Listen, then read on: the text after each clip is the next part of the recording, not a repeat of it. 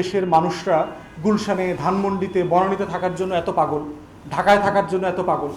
কারণ তার ভালো স্কুল নাই, তার ভালো হাসপাতাল নাই, তার ভালো সেবা পাচ্ছে না, এখানে কোনো জায়গাতে ভালো ডাক্তার পাচ্ছে না। স্ট্রোক করলে দিনাজপুর থেকে, পঞ্চগড় থেকে তাকে ঢাকাতে নিয়ে আসতে হয়।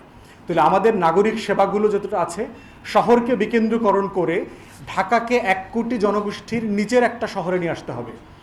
ঢাকা শহরের অধিকাংশ সরকারি অফিসকে ঢাকার বাইরে নিয়ে যাওয়া সম্ভব, তার কোনো প্রয়োজন নাই। আমাদের নৌবাহিনীর কথা চিন্তা করেন, বিশাল জায়গা নেই। আমাদের বিমান বাহিনী, তার ঢাকায় কি কাজ?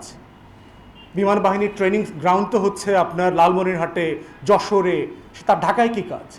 নৌবাহিনীর ট্রেনিং গ্রাউন্ড হচ্ছে আমাদের কোস্টাল এরিয়া, কক্সবাজার, খুলনা থেকে শুরু করে একেবারে মোংলা পর্যন্ত। তার ঢাকায় কি কাজ? তাদেরকে ঢাকা থেকে সরা দেন। পাসপোর্ট অফিস ঢাকায় হইতে হবে কেন? কোনো পাসপোর্ট অফিসের ঢাকার দরকার নাই। অধিকাংশ সরকারি দপ্তর, কোস্টগার্ড দেখবেন, কোস্টগার্ড যার দায়িত্ব হচ্ছে আমার সাগর পাহারা দেওয়া, তার হেড অফিস হচ্ছে ঢাকাতে। বিডিআরের ঢাকায় কী কাজ? ওটা তো সীমান্তে কাজ। বিজিবি, তার ঢাকায় কী কাজ? সে সীমান্তে একটা জেলাতে তার হেড অফিস থাকবে, তাকে ঢাকায় তাকে কেন আনতে হবে? আনসার, বিডিপি, এই যে বিশাল ফোর্সেস আছে, ঢাকা শহর থেকে অধিকাংশ সরকারি স্থাপনা 80 থেকে 90% আপনি সরাই ফেলতে পারবেন। ঢাকাতে তাদের কোনো প্রয়োজন নাই। বিশ্ববিদ্যালয় চিন্তা করেন, ঢাকা ইউনিভার্সিটি ছাড়া ইনফ্যাক্ট, এবং ঢাকা ইউনিভার্সিটির একটা বিশাল অংশ সরাই ফেলা সম্ভব। অধিকাংশ কলেজ, বিশ্ববিদ্যালয় ঢাকায় থাকার কোনো প্রয়োজন নাই। জগন্নাথ বিশ্ববিদ্যালয়কে নদীর ওই পারে নিয়ে যান, তিতুমিরকে তুরাগের ওই পারে নিয়ে যান। বড় বড় কলেজ, বিশ্ববিদ্যালয় যেগুলো আছে, ঢাকাকে রিল্যাক্স করে ফেলতে হবে, কারণ ঢাকার ক্যাপাসিটি নাই। ইতিমধ্যে আপনারা দেখতে পাচ্ছেন যে ঢাকাতে পানি সাপ্লাই দিতে পারছে না, গ্যাস সাপ্লাই দিতে পারছে না, বিদ্যুৎ দিতে পারছে না। ঢাকাতে খেলার মাঠ নাই। আমাদের শিশু পার্কটা পর্যন্ত গত 8 বছর থেকে লুটেরারা বন্ধ করে রেখেছে, ওখানে ডেভেলপমেন্ট ওয়ার্ক করতেছে। এই হচ্ছে ঢাকার একটা বাস্তবতা। এই জন্য আমাদের প্রথম আরেকটা দাবি হচ্ছে এই ব্যাপারে, যে ঢাকাকে বিকেন্দ্রীকরণ করতে হবে। সেবাটাকে দোরগোড়ায়, গ্রামে গঞ্জে, উপজেলায়, পৌরসভাতে নিয়ে যেতে হবে। আমরা এবি পার্টির পক্ষ থেকে আরেকটা দাবি করছি, সেটা হচ্ছে যে একটা এই ট্রাফিক জ্যাম অ্যাভয়েড করা এবং একটা গণপরিবহন ডেভেলপ করবার জন্য একটা হাই পাওয়ার, শক্তিশালী কমিশন করা দরকার। যেই কমিশনে দেশি বিদেশি অনেক এক্সপার্টকে ইনভলভ করে ইমিডিয়েটলি কি করা যায়, 3 মাসে, 6 মাসে, মধ্যমেয়াদে 2 থেকে 3 বছরে কি করা যায়, তারপরে দীর্ঘমেয়াদে 5 থেকে 10 বছরে কি করা যায়, সেই কাজটা ইমিডিয়েটলি করতে হবে।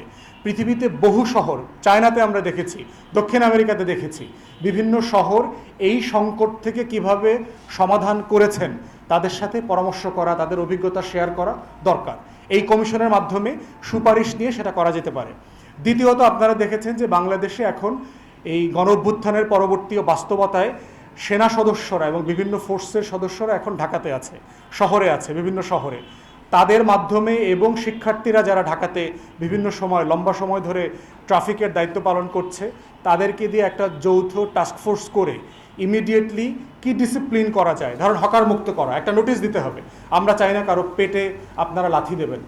আমরা চাই প্রত্যেক হকার পরিবারের ন্যায্যতার ভিত্তিতে তাকে একটা নোটিশ দিয়ে, 6 সপ্তাহ থেকে 3 মাসের নোটিশ দিয়ে তাকে বিকল্প জায়গায় সরানোর সুযোগ দিতে হবে। তাকে যদি পুনর্বাসন করবার প্রয়োজন আসে, আর্থিকভাবে সাহায্য করবার দরকার হয়, সেটাও স্থানীয় প্রশাসনের মাধ্যমে করতে হবে। কিন্তু তাকে বুঝাইতে হবে যে ভাই, ফুটপাথটা হাঁটার জন্য, দয়া করে এটা বোঝেন, রাস্তাটা গাড়ি চলার জন্য। এই সিম্পল জিনিসটা ওনাদেরকে বুঝাইতে হবে, সাহায্য করতে হবে। কারো গায়ে পেটে লাথি দেওয়া যাবে না। এই পুনর্বাসন প্রক্রিয়ার মধ্য দিয়ে ফুটপাথ এবং রাস্তার লেন পরিষ্কার করতে হবে। ঢাকাতে দেখেছেন, প্রত্যেকটা শহরে দেখেছেন, ট্রাফিক পুলিশ সেই গত শতাব্দীর মডেলে 1950-এর দশকে একদম লাঠি দিয়ে হাত তুলে তুলে ট্রাফিক ব্যবস্থা ম্যানেজ করতেছে। সিগন্যালিং নাই কেন? দুনিয়াতে গত 70-80 বছর থেকে সিগন্যাল সিস্টেম আছে, আপনার নাই কেন?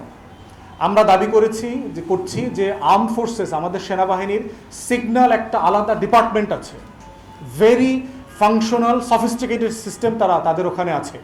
অতএব সেনাবাহিনীকে দিয়ে তো প্রচুর ব্যবসা বাণিজ্য করাইছেন, ঠিকাদারি করাইছেন, গুন্ডামি পান্ডামি, গুমখুন করাইছেন। সেইটা বাদ দিয়া সেনাবাহিনী থেকে দেশের সেবা কিছু করান, সিগন্যালকে দায়িত্ব দেন। সাথে আমাদের শিক্ষার্থী যারা স্বেচ্ছাসেবীরা আছে, তাদেরকে সমন্বিত টাস্কফোর্স করে ভলান্টিয়ার দিয়ে একটা সিগন্যাল সিস্টেম ডেভেলপ করেন। আমরা এক্সপার্টদের সাথে কথা বলে দেখেছি যে এটা যদি সিরিয়াসলি চেষ্টা করা হয়, ঢাকা থেকে মেজর কয়েকটা সিটিতে 2 থেকে 3 মাসের মধ্যে এই সিগন্যালিংটা এবং আমাদের মহাসড়ক, আমাদের যে হাইওয়ে আছে, এটা ডেভেলপ করা সম্ভব। তাহলে চাঁদাবাজিটা বন্ধ হয়ে যাবে। পুলিশের, ট্রাফিক পুলিশের যে দৈনন্দিন চাঁদা, হকারদেরকে যে দৈনন্দিন কোটি কোটি টাকা চাঁদা দিতে হয়, আওয়ামী লীগ এবং ট্রাফিকের যে যৌথ হ্যারাসমেন্ট, এই হ্যারাসমেন্ট বিড়ম্বনা থেকে আমাদের যারা মানে পথ ব্যবহার করেন, রাস্তা ব্যবহার করেন, মহাসড়ক ব্যবহার করেন, তারা বাঁচতে পারবেন। এই দাবিগুলোকে সামনে রেখে আমরা সরকারকে, অন্তর্বর্তীকালীন সরকারকে বলছি যে প্রশাসনের যেখানে ক্লিনিং করা দরকার, পরিষ্কার পরিচ্ছন্নতা অভিযান চালানো দরকার, এই রিলেটেড তার ভিতরে হচ্ছে আমাদের পুলিশের ট্রাফিক সিস্টেম এবং BRTA, Bangladesh road transport authority যেটা আছে, এইটাকে ঢেলে সাজানো দরকার, ডিজিটালাইজ করা দরকার। ডিজিটালাইজ করতে পারলে এখানে যে করাপশন আছে, চাঁদাবাজি আছে, সিন্ডিকেট আছে, দালাল চক্র আছে, এই দালাল চক্রকে বের করে দিয়ে একটা ডিজিটাল সিস্টেমে এইটাকে ইমপ্রুভ করতে পারলে দুইটা সেবা খাত এই রিলেটেড বাংলাদেশে ফাংশনাল হবে এবং আমরা মনে করি যে এটা করা সম্ভব খুব অল্প সময়ের মধ্যে। এইগুলোকে মাথায় রেখে আমরা মনে করছি যে অন্তর্বর্তীকালীন সরকার একটা বড় কাজ হাতে নিয়ে তারা দায়িত্ব নিয়েছেন।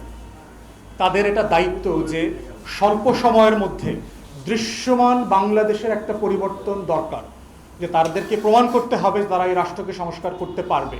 ন্যূনতম স্বল্প মেয়াদে একটা খাতকে সংস্কার করে জাতিকে দেখাতে হবে যে তারা আসলেই পারবে।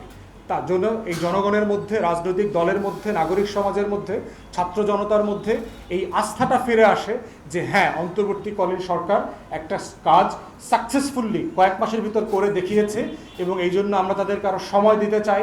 রাষ্ট্রের অন্যান্য খাতগুলো যেন একইভাবে তারা স্বল্প এবং মধ্যমেয়াদে সংস্কার করতে পারে সুষ্ঠু নির্বাচন করবার আগে। আমি এই পর্যায়ে আমার বক্তব্য শেষ করছি। আর হচ্ছে আমাদের দলের সদস্য সচিব জনাব মুজিবুর রহমানকে, মঞ্জুকে অনুরোধ করছি কনক্লুড করবার জন্য।